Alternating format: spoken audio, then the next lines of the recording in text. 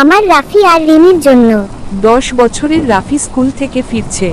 আকাশ কালো, বৃষ্টি নামবে নামবে করছে। রাফি হাতের খাতাটা বুকে চেপে ধরে হাঁটছে, কারণ খাতার ভেতর তার মায়ের পুরনো দেওয়া একটা ছবি আছে। বাড়িতে এসে দেখে ছোট বোন রিমি কাঁদছে।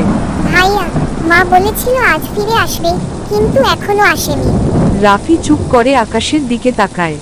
হঠাৎ ঝুমঝুম বৃষ্টি, ঘর থেকে পানি চুইয়ে পড়তে শুরু করে। রিমি ভয় পেয়ে ভাইকে জড়িয়ে ধরে। রাফি খাতাটা খুলে মায়ের ছবি দেখে ফিসফিস করে।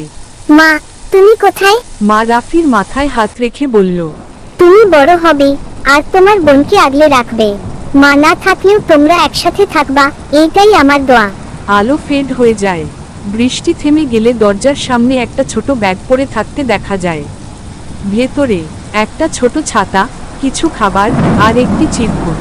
চিরকুটে শুধু লেখা, আমার রাফি আর রিমির জন্য। রাফি চিরকুট বুকে চেপে ধরে।